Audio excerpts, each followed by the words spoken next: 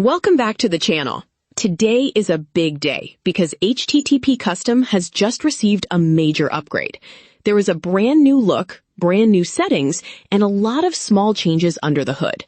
But don't worry, nothing here is complicated, and everything now works better and smoother than before. There are a few new things we need to cover, and in today's video, we are going to walk through exactly how to set up the new UDP Custom settings on this VPN using a custom UDP server. Let's get started. If you don't already have the HTTP Custom VPN app installed, the first step is to grab it from the Play Store. Open the Play Store on your device, tap on the search bar at the top, type in HTTP Custom VPN, and press Enter to pull up the results. Here is something important to pay attention to. In the search results, you will see HTTP Custom listed, but the logo has been redesigned as part of this update. So make sure you are not downloading a fake or copycat app. The genuine app is published by the ePro dev team, and it now carries this new logo design. So keep that in mind while you are choosing which one to install. Once the app has finished downloading and installing, you will see an Open button on the screen. Tap on it to launch the app, and you will land directly on the HTTP Custom home screen, which has also been redesigned with a new and cleaner look. On this home screen, you will notice the settings are accessible either through the side menu or by tapping the arrow below the main settings area to reveal all of the available protocols.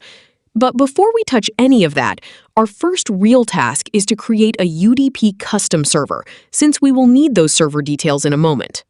To do that, close or leave the HTTP Custom app for now and open any browser on your device. There are several places where you can generate a UDP custom server, including sites like FastSSH or various free VPN provider websites. For today's tutorial, though, we are going to use the official UDP Custom website. Simply search for UDP Custom in your browser and tap on the official result to land on its homepage. From here, open the menu, and inside that menu, look for the UDP Premium Server option. Then choose UDP Custom from the list. This will redirect you to the UDP Custom account page, where the actual server creation takes place. On this page, enter a username and password of your choice. Complete the CAPTCHA verification, and then tap the Create button. Give it a few seconds to process, and your new UDP Custom server will be generated and ready to use. Once the server has been created, copy down all of the server details shown on the screen, because we are going to need them shortly. With those details saved, go back to the HTTP Custom VPN app. Back on the HTTP Custom home screen, use either the side menu or the arrow below the main settings to open the protocol list and select UDP Custom from the options available. Then tap the View button next to it to begin setting up your UDP Custom configuration. A new window will open where you need to enter your server address and port, and below that, your username and password exactly as they were generated on the website.